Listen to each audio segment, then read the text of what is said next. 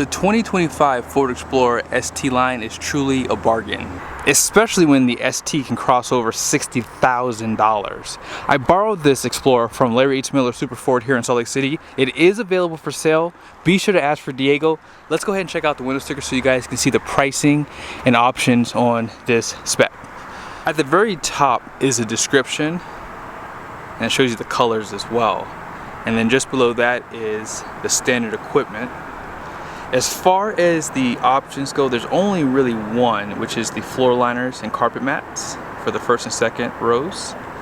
And here is the base price at $46,515. Destination comes in at $1595 with a total price of $48,310. And then here are the Philly comment numbers off to the side. So here's why the Ford Explorer ST line is a bargain. Starting up front, you get the sporty front end, and it has a black painted front grille. You also can see a camera, which means it has 360 camera view, front parking sensors, and it has the LED headlights, high and low beam, with the LED fog lights. Now, up front, there's really not a lot of plastic trimming. I felt that on the Platinum it had a little bit more in comparison. Now, off to the side, you guys can see 20-inch wheel, and it's going to be wrapped in a Michelin tire. These are going to be a 255/55/20, and these are going to be more geared towards fuel economy for sure. And if you care to see the capacity for the tire, it is right here, 2,337 pounds, 50 psi. And it's not going to have a double wishbone suspension, but you do have an aluminum control arm down below, and then here are your shock absorbers, fabric material for the liner, and it looks like some air does flow through that front grille. Hopefully you guys can see that. And overall, they do have a great design too with the Explorer ST line. You do have the painted mirror caps, turn signals right here, and blind spot monitoring, smart key system for the front and rear doors. And I don't know if you guys can see it further away, but you have that painted trimming down below. It does say Explorer right there. Plastic fender flares, which is the same as the Platinum. And this has a smaller fuel tank here, 17.9 gallons.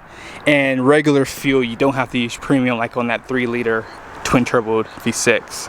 Now out back they did restyle the taillights. They have a better design, and it kind of comes in a little bit on that lift gate. Class 3 receiver hitch with a 7 and 4 pin plug. More painted trimming down below. However, they don't give you that quad exhaust as they do on that Platinum and ST. But parking sensors are out back, rear backup camera. They spell out Explorer in black, which looks great. And then here's that center high mount. It's all cleared out, has a good design. And if you want to pop this open, there's a button right here. Great storage behind that third row seat. And they add these little cubbies on both sides. One here, and then one here.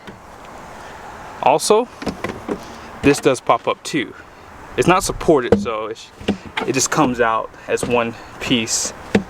And they have tie downs on both sides. Also, lighting and a 12-volt plug out back. Now these seats are not power, so you just have to do that for both. And you know, I'm not a huge fan of the power seats personally, because I feel as though they just take so much time. So on the Platinum they did think it through. You don't have to hold the buttons on it, but they only provide 2 Type-C USBs in that third row seat. Nothing on that side. Even on that Platinum trim, no USBs on both sides, and some of the competitors are doing that. And then this is how you drop down this tailgate. No lighting back there either. And you know what I did? I hit the wrong button by mistake, but because the key's inside, it notified that there's a problem, and that's the problem. I like that. Whatever you do, do not hit that lock button with the keys inside. I had to crawl through the SUV basically to unlock the doors. So funny. And that might be a bad design, because I can imagine if someone forgets that their keys are inside the SUV, you push that button, you gotta crawl through like I just did. It's worth mentioning you pull this twice and then just lift up on the hood. Now unfortunately there is a hood prop that you have to use. And then now we're in business. So this does have the 2.3 liter engine. It's an inline 4 turbocharged engine. I will do some driving videos in the future, but unfortunately I don't have time today to do one on this one. But this is a great engine. It's port and direct injection. Also, aluminum block and head for weight savings. Now, this does have 300 horsepower and 310 pound-feet of torque, and I did misspeak. That is using premium fuel. You don't have to use it, but if you want those horsepower numbers, you have to use it. 10-speed transmission. Let's check out the interior. Inside the interior, you still have that sportiness. You have that red stitching with that black interior. Now these seats are going to be a leatherette with a cloth insert, and it looks great, has a nice design to it, and these are heated seats. 10-way driver, 8-way passenger, which I'll show you here in a second, but no seat memories on the driver's side. And that's not a big deal because you still get a lot of nice features, like you have soft touch on the interior. I like the fabric material they give you for the B&O speaker grills here. Now this is going to be 10 speaker as well. Soft touch on the dash, and then here's some of your controls for your lighting, and you can pop that lift gate right here. Also, here's your kick plate. Passenger side, storage in that door, and they also give you storage on the side of the seat right there. Power seat with lumbar. And then check out that dash too. Great design, more of that leather wrapping here. It says Explorer in that silver trimming. And then out back, let's go ahead and check out what they do. You don't have the rear curtains, but that is available for the ST line, so just keep that in mind if you are building it from the factory. And then here are the seats. So you have the captain's chairs in the second row with the armrests. They do recline, and if you pull this will slide for you. But as I mentioned in the last video, these are kind of heavy to push. And then these are the optional floor liners here, all wrapped up. Single climate control. They have a 12-volt power plug and 2 USBs. Cup holders right there. Seat back pockets on both sides. And black liner for the roof. Lighting's up there. Air vents. Hooks to hang things. Yeah, it's pretty loaded for not being a top trim. Especially when you learn that you have the same screen sizes as the Platinum. Push button starts right there. Tilt and telescoping steering wheel, and you do have adaptive cruise control and Blue Cruise as a part of this package too. Now this 12.3 has a nice layout. You can see a lot of nice features in there, and the 13.2, I feel as though this is a better design compared to the outgoing, because the other one was like an iPad design. This is that horizontal landscape. I love this so much better. And you don't have a lot of buttons on the outside, which I like to see, at least for climate, buttons on the outside, because if this screen goes out, you're kind of screwed, just kind of. Heated seats with heated steering wheel right there, and you have auto heated seats too. And I said this in the last video I did on the Platinum. I like how they position these fan vents here.